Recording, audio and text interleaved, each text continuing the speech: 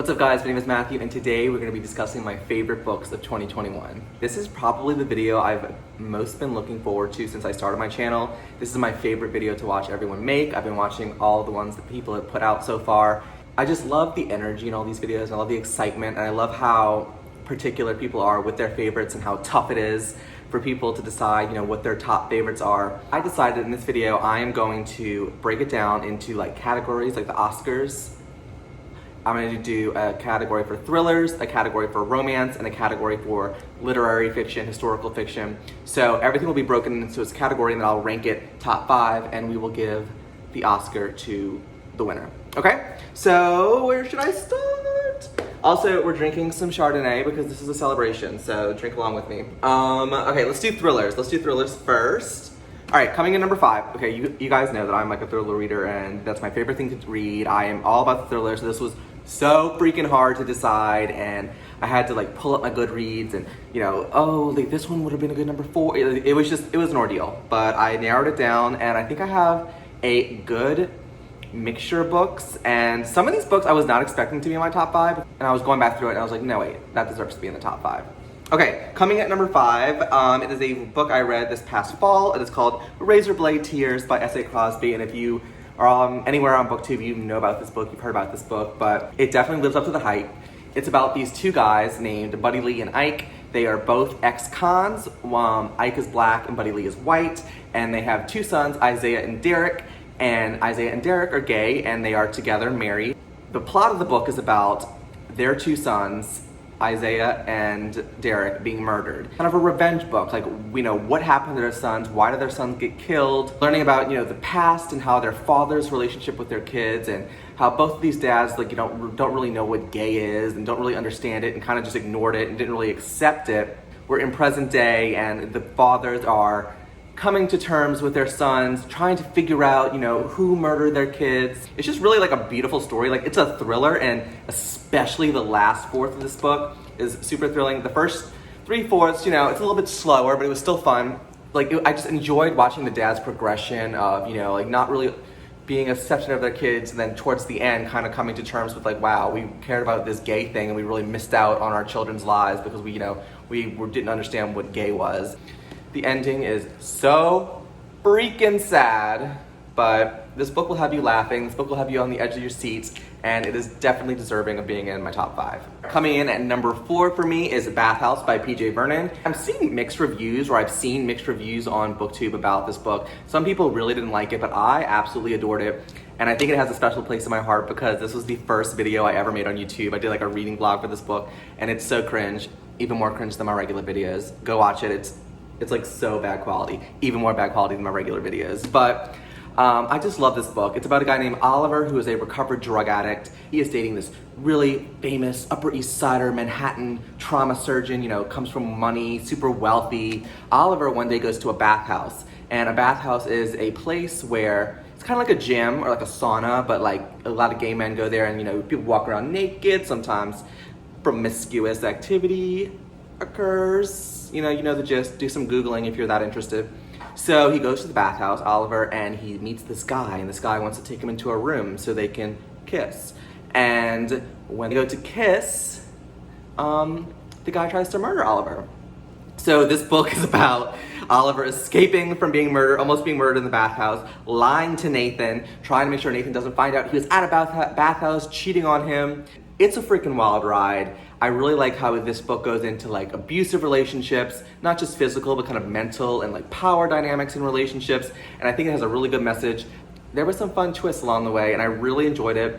It's not for everyone, but you guys know on my channel, I love gay thrillers, and this was probably my favorite gay thriller of the year. So it's definitely welcome in my top 5. So I realized when I was like picking these books out of my bookshelf that I tabbed some of these books. So I thought it'd be fun to like film my reaction to me reading some of my tabs. I'm not gonna read everything to you, and just kind of see like why did I tab this? Okay. Okay. I'm naked and shame grips me like Adam in his original sin. Oh my God, we love Bible jokes. All right, what else I got? When the door unlatches and swings back open, I flinch. A smiling woman walks in and I'm instantly relieved. Be they gay, straight, bi, or none of the above, I prefer my doctors and my bosses and my friends and apparently my cops to be women. All right, what else I got in here? I think that's it. But yeah, that was fun. That was fun for me. Probably wasn't fun for you, but I don't really give a fuck. All right, on to number 3, and I gave that to Alice Feeney's Rock, Paper, Scissors. I read that this winter, and it is a perfect winter read. This is about a woman named Amelia who is married to a guy named Adam, and Adam is a playwright, and he has face blindness, which is the first time I've ever encountered face blindness. So like he can't like see people's faces. I guess it's just like blurry, so he can't even like differentiate between people. He has to like rely on their like smells or their body language, just or what they're wearing, but he can't see people's faces. That was interesting and confusing, but I really did like it. Adam's a writer, and their marriage is just, it's not going well. Could you imagine marriage not going well? They win a trip to the Scotland like wilderness, and it's super snowy, and they don't really know how they won this trip there, and it's like an abandoned chapel that's been turned into kind of like an Airbnb, and when they get there, weird shit starts happening. Every few chapters we get the perspective from the wife who writes letters to her husband but never plans on giving them to him. So we're kind of getting a look into their marriage, seeing how they got to where they got, why are they unhappy. This book had some fun twists. I guess some of the twists, there was like, this is one of those books that has like a twist, and then you're like, and then there's like, oh shit, there's another twist. And we love a twist. And let me read you some of the things I tabbed. This is more for me than for you, sorry, bear with me. Oh, I read this one before on my channel, I think. I wish people were more like books. If you realize halfway through a novel that you aren't enjoying it anymore, you can just stop and find something new to read. Amen. She wonders about that a lot. Why people only learn to live in the moment when the moment has passed. Oh, that's beautiful, Matthew. So glad you tapped that. All right, last one. Sometimes I'm glad we don't have kids because I'm scared that we might have fucked them up somehow, the way our parents fucked us up. I think maybe our line came to an end for a reason. Okay, that was a little dark. Might need to unpack that in therapy. All right, but yes, this was number 3, and I loved it, and I definitely recommend it. All right, coming in at number 4 is Local Woman Missing by Mary Kupka. I read this over the summer, I believe. It was an easy 5-star. This is about a woman named Meredith and her daughter Delilah who go missing right after another woman named Shelby go missing. 10 or 11, some amount of years pass by, and Delilah comes back into the picture. They find her. She has been kept, like a prisoner. This book was just so perfectly paced, so perfectly like little clues sprinkled together. Everything fit in perfectly. Like you were given scenes and you were kind of like, I don't really know how this scene fits into the whole story, but then like everything would just fit perfectly, and it's like, that's how you write a thriller. The first like 40 pages of this book are intense. Like I did not get up. I mean, I know 40 pages isn't a lot, but like you will not get up. You will have to read the first 40 pages because it's intense. It's just like, whoa, this is some deep shit. But I loved the twist. Was it groundbreaking? No, but it was just so perfectly executed, and that's why it's getting all the hype. I definitely recommend it.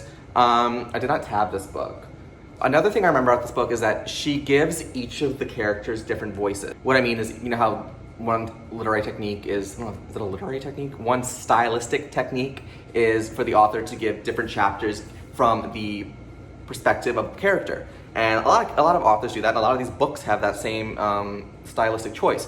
But when you're in this book, you can literally feel the change of the person. She writes each chapter in each perspective differently. Like for one of the chapters, she even writes it in the second person. So when you're reading from that character's perspective, it's like creepy. It's like he's only speaking in, you did this to me, you made me feel this way, why are you making me? So it's just, and like every character just has its own voice, and you feel like you know the characters. It's easy to differentiate, and I love this book. It was a close second place, but I definitely recommend picking this up if you have not read it so far. And the Oscar goes to In My Dreams, I Hold a Knife by Ashley Winstead. Are you shocked? I know you're not shocked. I won't shut the fuck up about this book. Sorry for cursing. Hope I don't offend you. Or I don't really care if I offend you, but I think I have to say that. Okay, so this book is about, I love books. I found out a trope that I love. I love a book about friends who have been friends forever. And all of these friends have secrets, and something happened in the past, and the book involves figuring out what happened in the past and how the past is influencing the present. I don't even know if that's considered a trope, but I've been reading a shit ton of books like that, so it's definitely something authors write about. And Ashley Winstead, debut book, killed it. I'm actually reading an arc of her new romance book, pretty good, and I wanted to finish that before making this video, but I digress. But this book is about a girl named Jessica, who was in college with like 6 friends, and when she was in college, one of those friends got murdered. One of the friends got convicted of being the murderer. We flash forward 10 years and she's like this boss-ass woman in New York. She realizes, maybe the guy who got convicted was not actually the murderer. She's going back to campus to see all of her friends and to kind of show off that she's a successful woman and she's made it in life, and yes, look how great her life is. She's so unlikable. Like, Jessica, our protagonist, is so unlikable, and that's part of the reason I like her, because she's kind of realistic and she's not, a perfect person. But she goes back to the university for a 10-year graduation. What is a 10-year graduation? She goes back for her 10-year reunion. And while she's there, we're getting perspectives from the past of like what happened leading up to the murder, what's happening present day at the graduation. Things come to a fruition and it all just unfolds perfectly. I'm gonna tell you why I love this book so much. I love this book because of the characters. Yes, is there a twist I didn't guess? Yeah, there's a twist I didn't guess, but this book isn't my number one because the twist was groundbreaking. I can give you a lot more books with twists that'll make your jaw drop. This book is number one because each character was so perfectly made, so relatable. Like, I was reading this book and I was like, oh, I'd be friends with that person. Oh, I know someone just like that. Each of these characters had their own hidden secret and they're being revealed throughout the book. I just loved how all the little secrets were just coming out and you're like, wait, what? Oh, there's also like this love triangle. I know it's a thriller and who cares about love and thrillers, but I was really into it. I was like, wait, so who's she gonna pick, or what's going on? What happened? What happened back then? And that's not common for a thriller, to me, being invested in the relationships. Usually it's like boy meets girl and somebody's lying and there's a twist because someone, that's what a thriller is. This is like a legit relationship, and she meshed it into this really well done book, and she deserves all the hype. I'm so excited to see everything she's coming out with. She's coming out with another thriller at the end of this year. She's coming out with a romance in April, which I'm currently reading. Definitely check this out, and I promise you won't be disappointed. I have not met anyone who didn't like it. It gives you all those college-y vibes. I love books set in college. It's so fun. And yeah, the Oscar goes to In My Dreams I Hold a Knife. And I hope you enjoyed the first part. I'm gonna take a break because I've been talking too much, but I will be back and we will start with the romances. Back. We're about 1 glass of wine in, so I'm gonna be a little bit more loose-lipped. I'm going to try not to curse. I mean, my dad yells at me every time he sees one of my videos. I'm cursing because it's unprofessional. Anyway, we're on romance. After thrillers, romance is probably my most read genre. I have 5 books. This was even harder than thriller for me because my top 2 were not hard, but like the 3, 4, 5, those were hard. But I finalized it, and we're gonna start with number 5. So number 5 is Him by Sabrina Bowen and Elle Kennedy. Elle Kennedy is one of my favorite new romance authors. She knows how to write those sex scenes. That's all I'm gonna say. Anyway, Him is about a guy named Jamie and a guy named Ryan, and they are hockey players, and in high school, they were like BFFs. One night, something happened and it made it awkward. What do you think happened? It's what you think. But they stop being friends, they don't talk anymore, and then they're in college, and both of they're 2 different universities, and their universities are in like the championship for this hockey tournament. They have this little like game where they send each other boxes, and it's kind of like a joke, and they decide to become friends again, and they start being coaches at this soccer camp, and it's just a fun, I was about to say beautiful, it's not a beautiful book. It's a fun, sexual book. That's what this book is. It's cute. There's a sequel. I have not read it yet. It's called Us. But Elle Kennedy just writes the perfect escapism where you just want like a romance that's gonna make you giddy, give you that smut you're looking for. Definitely check out Him if you have not so far. The Off-Campus series was like, it was either this or the Off-Campus series, but I went with Him.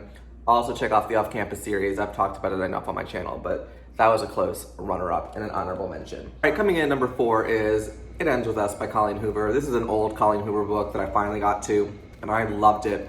It's about a girl named Lily who meets this neurosurgeon named Ryan. Start this relationship, but during the relationship, her lover from like high school named Atlas comes back into the picture. It's not a love triangle book, but there's definitely some love triangle aspects. There's a crucial theme in this book that I'm not gonna tell you because I do think it's a spoiler. I hate when Siri's listening to me. I did not know about like what this book was really about until I was in it, and I think that's how you should go into it. I will warn you, it's very dark and it sounds light and fluffy. There's trigger warning. Yeah, so look into that if some things set you off, because this book does explore some dark topics, but Atlas and Ryan, I'm trying not to say anything. Okay. But yes, this book was really well done. It's my first Colleen Hoover. I'm new to the Colleen Hoover game, but I love this book. I read it back in like February and it still made it to the top of my list, but I still think about it to this day. It's just a really good book, and it's really like heartbreaking, but at the same time heartwarming, if that makes sense. I'm gonna keep this vague because I don't want to spoil anything, but definitely check this out. It's a very, very well done book, and from people that do read Colleen Hoover regularly, this is usually their favorite. So if you want to jump into Colleen Hoover, I definitely recommend Ends With Us. And number 4 goes to Ends With Us. All right, you guys know that Emily Henry is gonna be on this list, maybe more than once. And coming in number 3 is Beach Read. This is about a guy named Gus and a girl named January. They're both writers. January writes romance books, Gus writes thrillers. They're at this beach house in Michigan. They're both experiencing writer's block, so they can't finish their book. They're both struggling with their past. They both went through something and they're trying to overcome that. And they meet and they decide they're going to swap genres. He's gonna write a romance and she's gonna write a thriller. They go on little field trips. They learn about each other. They learn to give each other tips on how to write each other's genre. I just love the banter between them. There's something about Emily Henry's writing and how she takes a simple topic and then creates really complex, relatable characters. Gus is a straight dude, and I've said this in a video before, but it's the first straight dude I've related to in a book in a long time. And as for like what trope this is, every romance has a different trope. I guess this is enemies to lovers. There's a part of this book that I don't know if it's a spoiler or not, so I'm not gonna say it, but I'm pretty sure it's enemies to lovers because when they first meet, they're like, you're so mean, and then they get to know each other. Yeah, it's such a cute book. I definitely recommend it. I flew through it in one day. I'm super excited for her new book, Emily Henry's new book, Beach Reads, that comes out in, I believe, April 5th. I'm not sure, but I love Emily Henry. This was the second book I read by her, and I highly recommend, if you have not yet read it, everyone has. I was late to the party, but definitely a great book. Okay, my number 1 and my number 2 were super hard for me to pick which one I wanted to be my number 1 and my number 2, but I decided. Very close. They might swap tomorrow. But number 2 I gave to The Charm Offensive by Alison Cochran, and this is a male-male romance about a guy named Dave and a guy named Charlie. Charlie is on a television show very similar to The Bachelor, and Charlie's supposed to be on The Bachelor trying to find love. He suffers with really intense anxiety, and he's just awkward. He's really rich because he started a tech company, so all the girls want him, and he's this eligible bachelor that's supposed to be charismatic and has all the money, but he's super uncomfortable. The show is just flopping. His producer is Dave, and Dave is like, okay, dude, like, you are really awkward. This is not working. Let's work together so we can make you more comfortable and we can make this show actually work, because right now there's not enough editing in the world to make you look likable and make these girls look like they like you. Throughout the book, he starts to fall for Dave, his producer, and it explores how he's supposed to be on The Bachelor trying to find a wife, and he's falling in love with his male producer who's trying to get him to fall in love with women. So it was really complicated and so fun, a fresh idea. What I really liked about this book is it explored mental illness, anxiety, panic disorder, depression, and I really liked how both characters helped each other deal with their respective mental illness, because they both suffer from different types of mental illness. And it was just a heartwarming book, super cute. It's gonna be a great movie. No one's bought the rights, I don't think, but it's gonna be a movie because it's adorable. I'll definitely be rereading this soon. Alison Cochran's coming out with a female-female romance next fall, I believe. But if you have not jumped on the bandwagon, please pick up The Charm Offensive because it's so freaking cute. All right, and the Oscar goes to, you're not gonna be shocked, People We Meet on Vacation by Emily Henry. Yes, I told you that. I love Emily Henry. She's my new favorite romance author.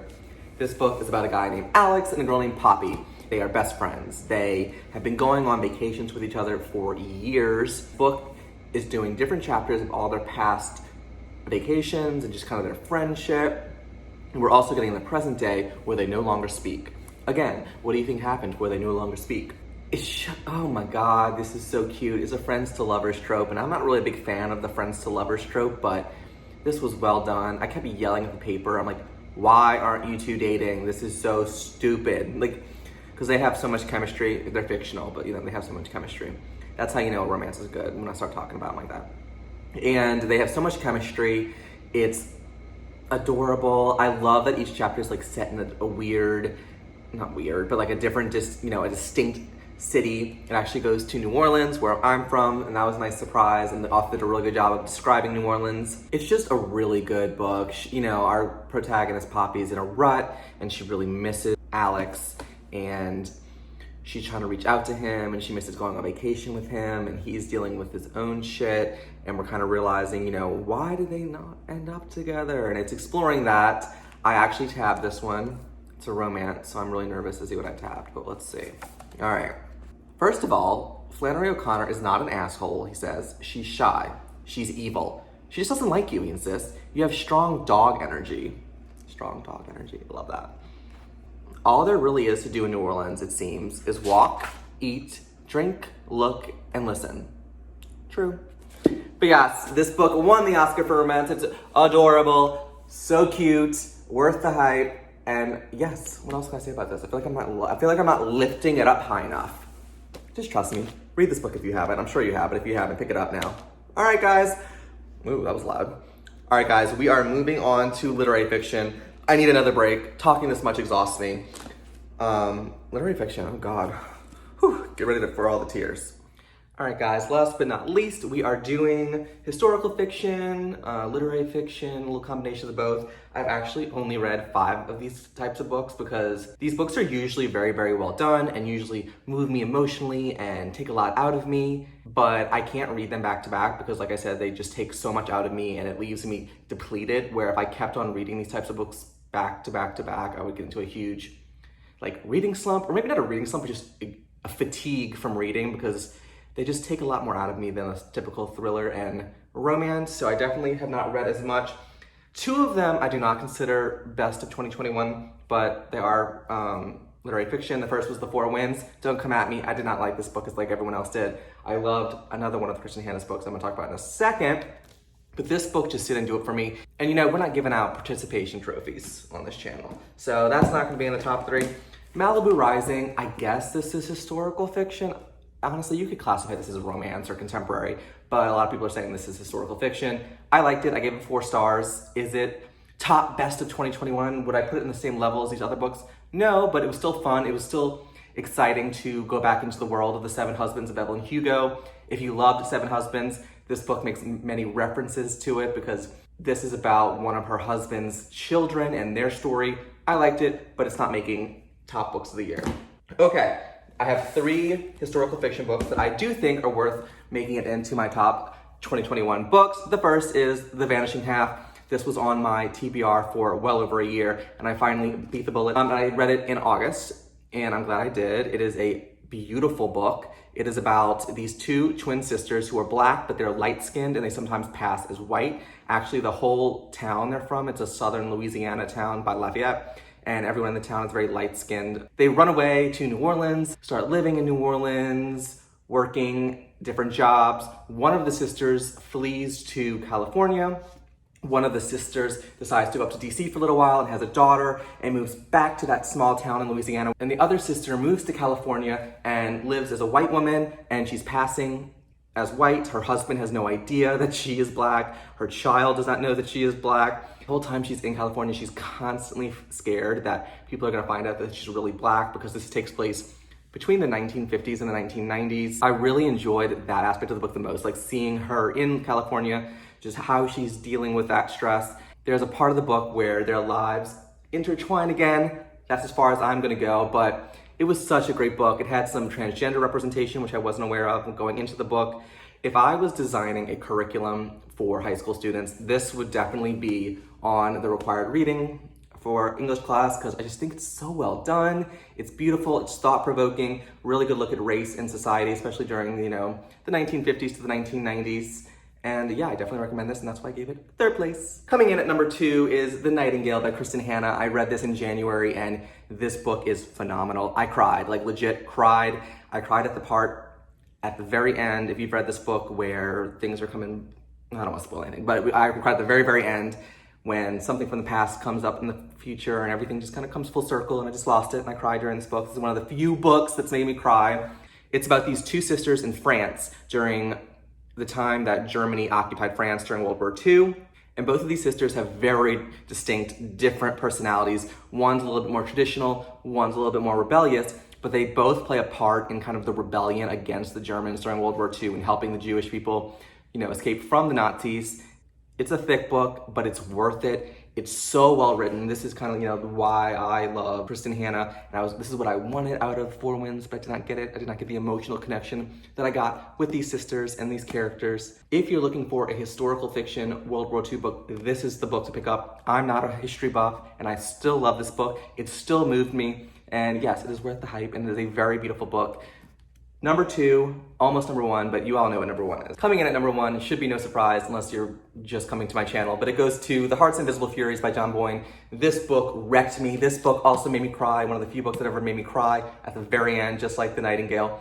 That's the thing, these books are so long and you're just following these characters that I think emotions just building up in you, and then towards the end it all just comes out because you've been holding on to it and growing with these characters for so long. But this book is about a guy named Cyril who is gay and growing up in Ireland in the 1940s all the way. This book spans all the way to 2015-ish, and we see his life, what it's like growing up gay under the Catholic Church, growing up gay in Ireland, his life, his dating, his struggles, and God, this book is phenomenal. My favorite part of this book is definitely the side characters. There are some funny freaking characters in this book that you love to hate or just make you crack up. There's some love. He goes to Amsterdam. He goes to New York. There's some loss. That's so sad. But this book is a must read for everyone. I don't care who you are. I think you should read this book because I think it's that well done. I need to read more by John Boyne, but this book is everything. Lizzie, say hi. And she got all of her Christmas presents, so she's a little spoiled. And yeah, so this book is number 1. Please read it if you haven't. I'm late to the game. This book came out in like 2016 or 2017. Everyone keeps commenting, and telling me to read this book, so I finally read it, and it was worth the hype. It probably is the book of the year. If I was giving out of all these categories, romance, thriller, and literary historical fiction, this book would be my book of the year. And it was the book of the year for book of the month in 2017, so that makes sense. I disagree with book of the month for the Four Winds. I didn't enjoy it as much, but everyone has their own opinions. This completes my video for my favorite books of 2021. Please let me know if you've read any of these books, whether you disagree with me, agree with me, or if you have any recommendations based off of my interests. I would love to hear it in the comments, and thank you guys for watching. Stay